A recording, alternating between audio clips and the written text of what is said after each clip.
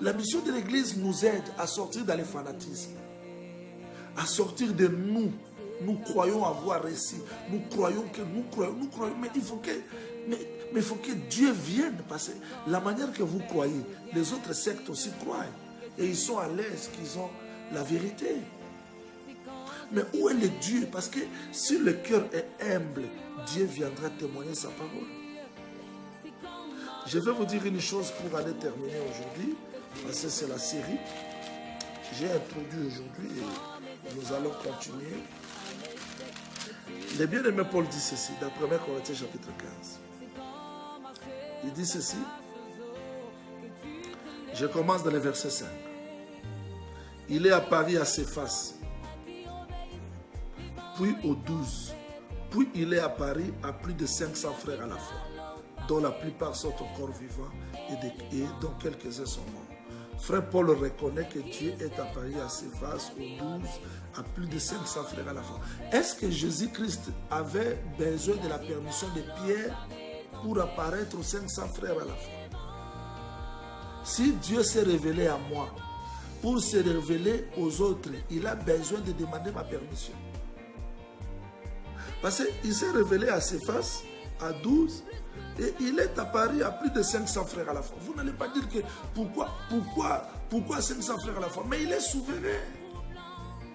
Dieu répand l'odeur de sa connaissance partout où il veut. Vous n'allez pas limiter, canaliser Dieu. Non.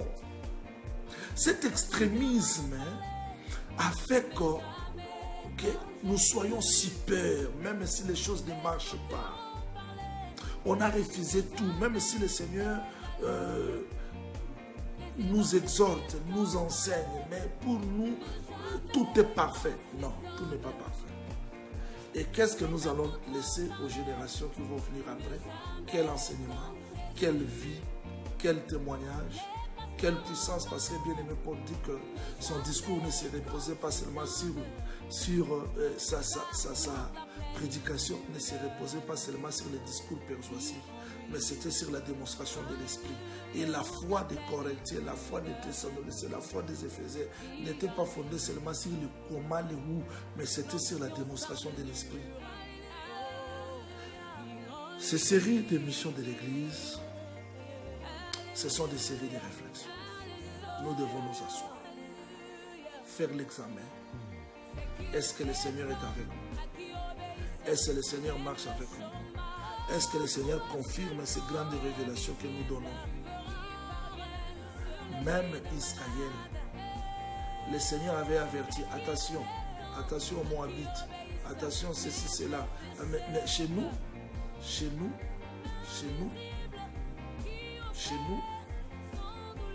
tout est parfait.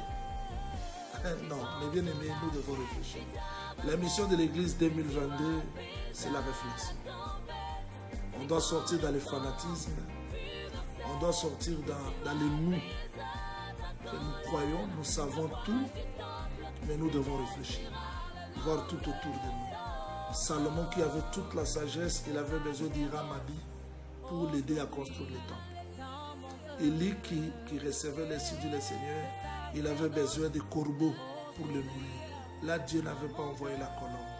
Et le bien-aimé Paul dit, nous devons avoir une conduite pour ceux du dehors, une bonne conduite pour que l'évangile, quand Dieu va les visiter, qu'il glorifie le Seigneur. Donc nous devons comprendre qu'à part nous, Dieu a aussi son peuple.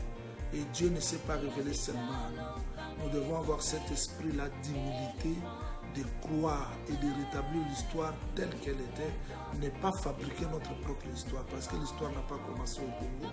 L'histoire universelle existe, l'histoire n'a pas commencé quelque part, sinon nous serons comme les gens de isme.